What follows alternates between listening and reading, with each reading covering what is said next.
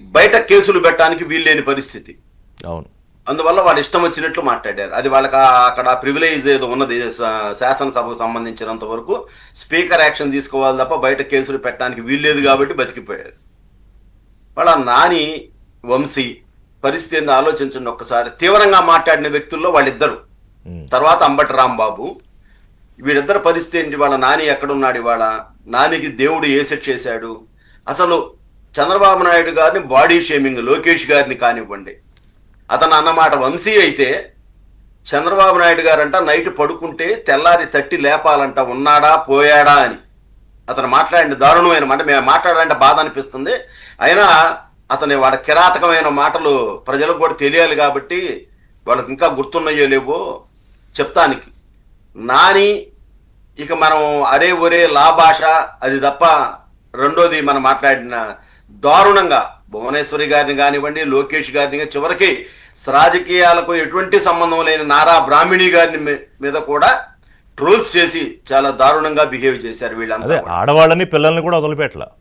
అసలు పవన్ కళ్యాణ్ గారిని ఏంది, పవన్ కళ్యాణ్ గారి కుటుంబ సభ్యులు ఏంది, చిరంజీవి గారిని ఏంటి, నాగబాబు గారిని ఏంది, వాళ్ళు వీళ్ళని లేదు. ఎవరైతే చివరికి 60-70 ఏళ్ల రంగనాయకమ్మ గారు ఏదో మాట్లాడారని ఆమెను ట్రోల్ చేశారు పాప. ఆమె గురించి మహిళలు ఎవరైతే చివరికి అమరావతి ఉద్యమ నాయకురాలు రాయపాటి శైలజ అని కానీ, ఖమ్మంపాటి శిరీష అని కానివ్వండి, ఎవరైతే పోరాడతారో తెలుగుదేశం పార్టీ తరఫున, ప్రజా సంఘాల తరఫున, ప్రజా సమస్యల మీద వాళ్ళందరినీ ట్రోల్ చేశారు. అసలు ఎవరినండి? సుప్రీంకోర్టు జడ్జి, హైకోర్టు జడ్జెస్ని కరోనా గదిలో పెట్టి ఈ జడ్జిలకి కరోనా అంటించి చంపాలన్నారు. ఇక వీళ్ళెవరో కాదు సార్, అల్టిమేట్ గా సొంత తల్లి చెల్లి. ఇక మనం మాట్లాడదు చెల్లిని ఏమన్నారండి? వర్రా రవీందర్ రెడ్డి. వర్రా రవీందర్ రెడ్డి దేవుడు భారతీరెడ్డి గారి పిఏ. షర్మిల రాజశేఖర్ రెడ్డి గారికి పుట్టలేదు. సేటు సారీ ఇలాంటి మాట్లాడటానికి. వాడన్న మాట తప్పదు, జనంకి తెలియాలి ఎంత దుర్మార్గుడో జగన్మోహన్ రెడ్డి అనేవాడు. తల్లిని తిట్టించాడు, చెల్లిని తిట్టించాడు. తల్లి ఒక వీడియో ఇచ్చింది, భయపడి అమెరికాలో నుంచి ఇచ్చింది.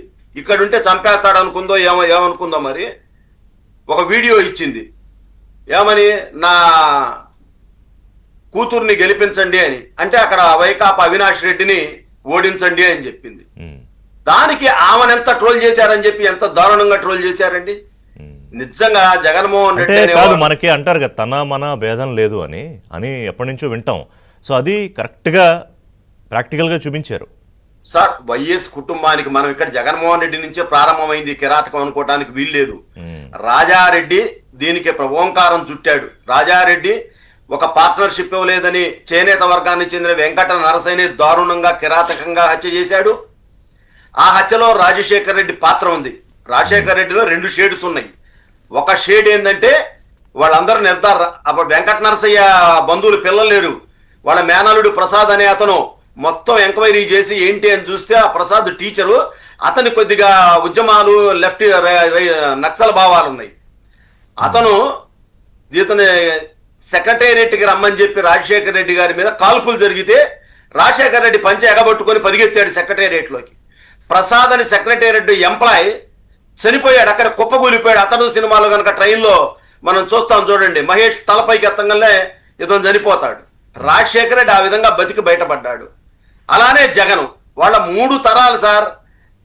Rajareddy rowdy sheeter. సరే కాదు, కానీ ఇది కాదు, ఇది వారసత్వంగా వాళ్ళు ఏదో చేశారు కాదు. వీళ్ళందరూ కొడాలి నాని ఎక్కడి నుంచి వచ్చాడు? రాజకీయాల్లో ఎక్కడ కొడాలి నాని సంగతి గతంలో చెప్పా. పేమెంట్ బ్యాచ్ 2 అతను పార్కుల్లో పడుకుంటా నైట్ ఆగి ఉన్న లారీల్లో డీజిల్ గా చేసేవాడు. 2 సార్లు ఎస్ఐగా ఉండి రౌండ్స్ లో నైట్ వర్లరామయ్య గారు పట్టుకొని తీసుకెళ్లి తెల్లారితే మళ్ళీ ఎవరో ఒకళ్ళ చేత ఫోన్లు చేయించడం, వదులుకొని బయటికి రావటం. చాలా అల్లరి చిల్లరగా తిరుగుతా చూశారు కదా. అతనుకున్న అలవాట్లే ఇవాళ అతను ఏం చేసినాయో. ఇవాళ అతను మాట్లాడిన మాటలు మనకి లారీ డ్రైవర్లు కూడా సిగ్గుపడ్డారు చివరికి. మా వృత్తిని పద్దాకులు వీళ్ళు ఆ నాని వాటి వల్ల మమ్మల్ని తిడతా ఉన్నారు, ఏంటి పరిస్థితి అనేది. అసలు వంశీ అయితే సార్ అతను నోటోరియస్ క్రిమినల్, వీడేమో నోటి పనిగాడు. వంశీ అనేవాడైతే నేను చెప్తున్నా లెటర్లుగా, నేను పేర్లు చెప్పను, తెలుగుదేశం పార్టీ ప్రముఖ నాయకుల ఇళ్లకు ఫోన్ చేసేవాడు. వాడు లేడీస్ నెంబర్లు తీసుకునేవాడు, ఎట్టబట్టుకునేవాడు, తీసుకొని చాలా హెరాస్ చేసేవాడు. ఇతనిదేమో ఇదైతే అతని బెదిరింపులు. అసలు యార్లగడ్డ వెంకట్రావు గారు అయితే ఇతను తెలుగుదేశం నుండి అతను వైసీపీ తరఫున పోటీ చేసేటప్పుడు ఎంత మెంటల్ హెరాస్ చేశాడండి అతన్ని. తర్వాత నేను చెప్పను, తెలుగుదేశం పార్టీకి చెందిన ఒక మాజీ మంత్రికి పదే ఫోన్లు చేసి, కృష్ణా జిల్లా మాజీ మంత్రి, ఆయన ఎంత హెరాస్ చేశాడండి. ఆయన అయితే స్విచ్ ఆఫ్ చేసుకునేవాడు. ఇటువంటి పరిస్థితుల్లో కనీసం జగన్మోహన్ రెడ్డి అనేవాడు వికటాట్టహాసం చేశాడు తప్ప అరే కంట్రోల్ చెయ్యాలేమని నేను ఒకటే అడుగుతా ఉన్నాను. కంట్రోల్ కాదు, మీరు భలే ఉన్నారు. కంట్రోల్ ఎక్కడ, ఆయన ఇలా అనేవాడు కదా, ఇలాగే వాళ్ళని సమర్థించేవాడు సార్. పవన్ కళ్యాణ్ తిడితే మంత్రి పదవి, లోకేష్ తిడితే మంత్రి పదవి, చంద్రబాబు నాయుడు గారు తీవ్రంగా తిడితే పదవి, మీకు ఆ శాఖలతో పని లేదు రైట్ రాఘురు అని చెప్పేవాళ్ళు. మిగతా వాళ్ళ జోలికి మిగతా వీర్ల గురించి కూడా మాట్లాడే ముందు అంకమరావు గారు నేను ఒక మాట చెప్తాను చూడండి. జగన్ గెలవాలంటే ధనుంజయ రెడ్డి తలుపులు తీసేవాడు, పార్టీలో పదవి కావాలంటేనేమో సజ్జల రామకృష్ణారెడ్డి బేరం మాట్లాడేవాడు, ఈ దోపిడీ కార్యక్రమాలు దొంగతనాలకు విజయసాయి రెడ్డి ఉండేవాడు, ఈ తిట్టడానికి మాత్రం కొడాలి నాని, రోజా, వంశీ, ద్వారంపూడి వీళ్ళందరూ ఉండేవాళ్ళు, దాడులు చేయటానికేమో అప్పిరెడ్డి, అవినాష్, నందిగన్ సురేష్ వీళ్ళ